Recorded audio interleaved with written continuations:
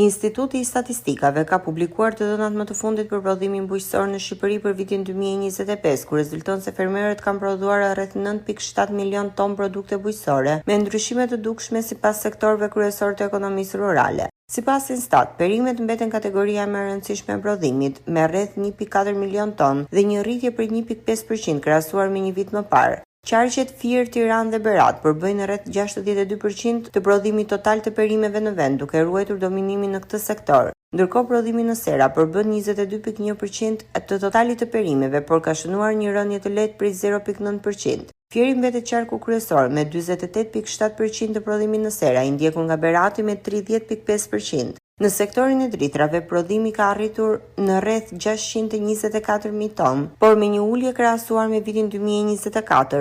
Gruri ka rënë me 10.1%, ndërsa Elbi ka shënuar rritje prej 13.6%. Edhe frutat kanë pësuar rënje, duke zbritur në 253.000 ton me një ulje prej 12.8%, ku qarku i Korçës mbetet prodhuesi kryesor. Prodhimi i ullinjve është regjistruar në 143.000 ton me një rënje prej 2.3%, ndërsa agrumet arrin në 59.000 ton me Vlorën si qarku kryesor prodhues. Në të kundërt, bimët mjekësore kanë shënuar arritje prej 9.6%, ndërsa patatia ka rënje me 7.2%. Sipas Instat, struktura e prodhimit bujqësor vijon të mbetet e përqendruar në disa qarqe kryesore si Fieri, Berati, Korça dhe Vlora.